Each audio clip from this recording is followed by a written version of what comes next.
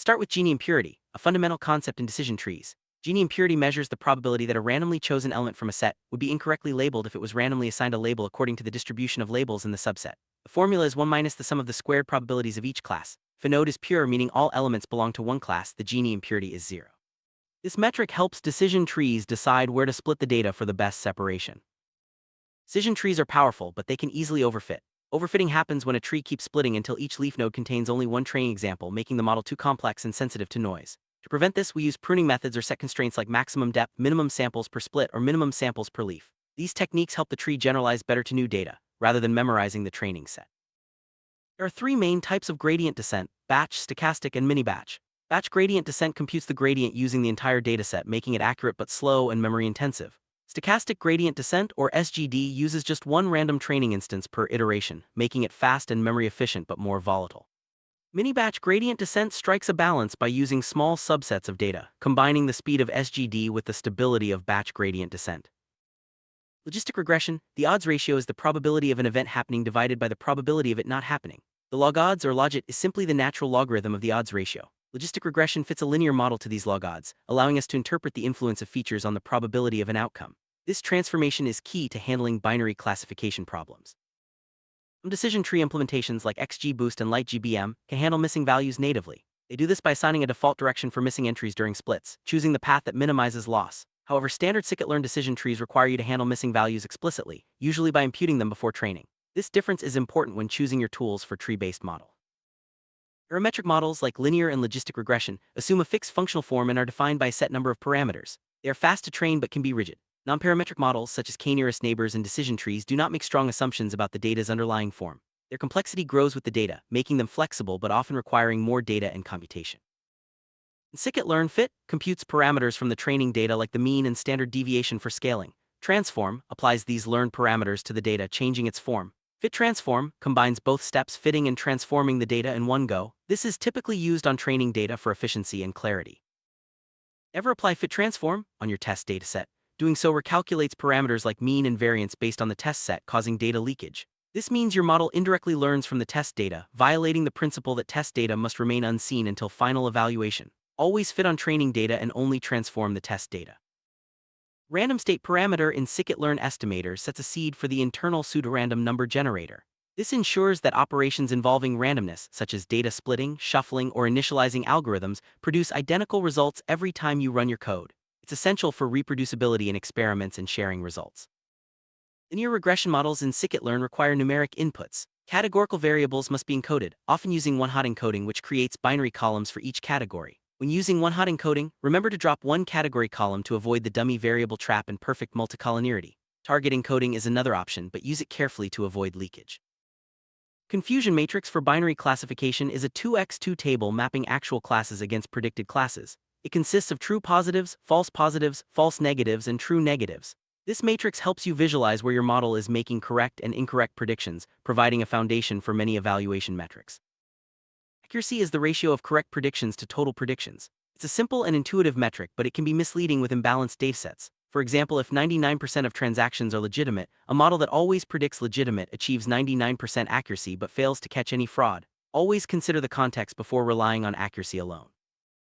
Precision asks, of all instances the model predicted as positive, how many were actually positive? Recall asks, of all actual positive instances, how many did the model find? These metrics help you understand the trade-off between catching positives and avoiding false alarms, which is crucial in many real-world applications. In a spam detection system, it's better to optimize for precision. A false positive means an important email is wrongly sent to the spam folder, which can be frustrating for users. A false negative, on the other hand, just means a spam email sneaks into the inbox, which is less disruptive. Prioritizing precision minimizes the risk of losing valuable messages. In cancer diagnosis, recall is the priority. A false negative means a sick patient is told they're healthy, potentially missing life-saving treatment. A false positive leads to extra screening, which is less harmful than missing a real case. Maximizing recall ensures that as many true cases as possible are identified for further examination. The F1 score is the harmonic mean of precision and recall. It balances the two metrics, punishing extreme values. For example, if precision is perfect but recall is 0, the F1 score drops to 0, reflecting poor overall performance. The harmonic mean is used instead of the arithmetic mean because it gives a more realistic measure when values differ greatly. Macro F1 calculates the F1 score for each class independently and averages them, treating all classes equally. This is useful for highlighting performance on rare classes. Micro F1 aggregates all true positives, and false negatives across classes before calculating a single F1 score, making it more influenced by common classes. Choose the metric that matches your evaluation goal. ROC curve shows the diagnostic ability of a binary classifier as its discrimination threshold varies. The y-axis represents the true positive rate, or recall, while the x-axis shows the false positive rate. By plotting these rates at different thresholds, you can visualize the trade-off between sensitivity and specificity for your model. ROC-AUC score of 1 means your model perfectly separates the classes. A score of 0.5 indicates performance no better than random guessing, while a score of 0 means the model is perfectly wrong, predicting the opposite of the true class. Higher ROC-AUC values are always better, reflecting stronger model discrimination. Precision recall PR curve is especially useful for highly imbalanced datasets.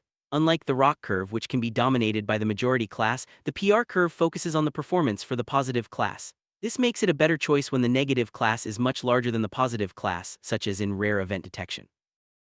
K-fold cross-validation splits your dataset into K equal parts or folds. The model is trained K times, each time using K1 folds for training and the remaining fold for validation.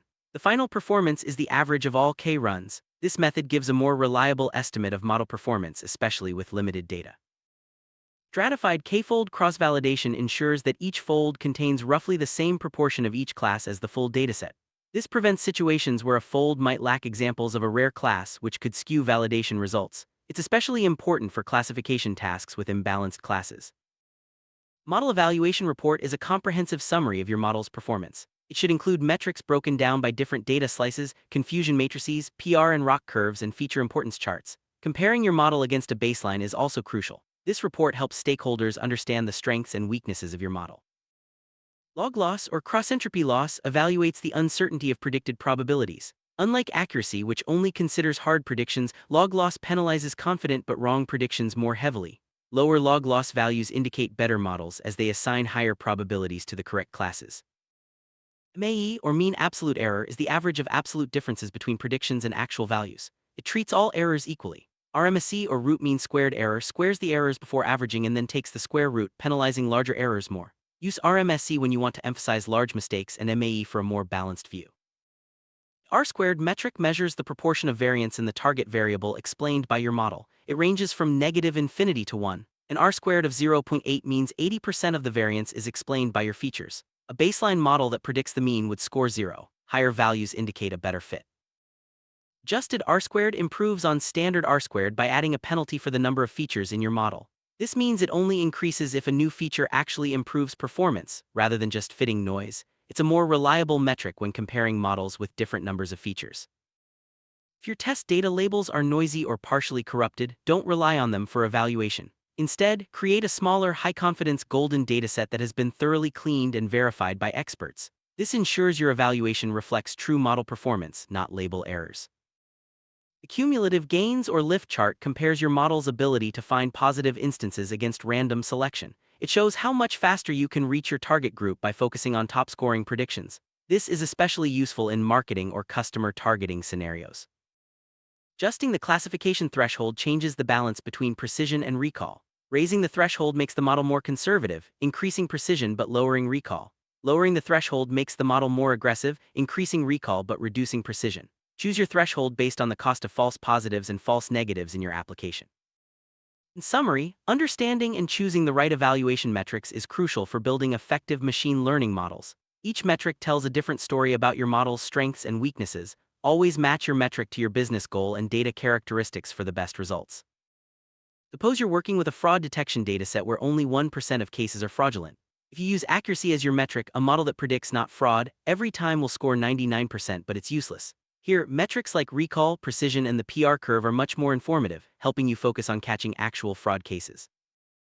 In medical diagnosis, missing a true positive can have serious consequences. For example, failing to detect cancer means a patient doesn't get needed treatment. Here, recall is more important than precision. Even if some healthy patients are flagged for further tests, it's safer than missing a real case. For email spam filters, you want to avoid marking important emails as spam. Here, precision is more important. A few spam emails in the inbox are less harmful than losing a crucial message. Optimizing for precision helps maintain user trust and satisfaction. There's no one-size-fits-all metric. The right choice depends on your problem, data, and the cost of different errors. Always consider the business impact of false positives and false negatives and select metrics that align with your goals.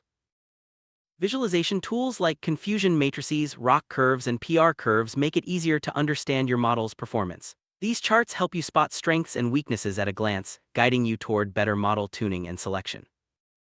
When presenting results to stakeholders, focus on clear, actionable insights. Use evaluation reports that break down performance by relevant groups, show visualizations, and compare against baselines. This builds trust and helps decision makers understand the value of your model. Data leakage can ruin your evaluation. Always keep test data completely separate from training and pre-processing steps. This ensures your performance metrics reflect real-world results, not artificially inflated scores. Setting random seeds with parameters like random state ensures your results are reproducible. This is vital for debugging, sharing work, and building trust in your findings. Always document your settings for consistent results. When encoding categorical variables, always be mindful of the dummy variable trap and potential data leakage. Drop one category in one hot encoding and fit encoders only on training data. This keeps your model robust and your evaluation fair. Controlling model complexity is key to avoiding overfitting. Use pruning, set maximum depth, or require a minimum number of samples per split in decision trees. These strategies help your model generalize better to new data. Cross-validation techniques, especially stratified k-fold, provide a more robust estimate of model performance. They help you avoid overfitting to a single train test split and give a clearer picture of how your model will perform in the real world. When labels are noisy, create a smaller, high-quality golden dataset for evaluation. This ensures your metrics reflect true model performance, not label errors. Invest time in cleaning and verifying this subset for the best results. Model evaluation is an ongoing process. As you collect more data and refine your features, revisit your metrics and thresholds. Continuous monitoring and adjustment help maintain high performance as your environment changes. Mastering model evaluation metrics empowers you to build, tune, and deploy machine learning models with confidence. By understanding the strengths and limitations of each metric, you can make informed decisions and deliver real value with your data science projects.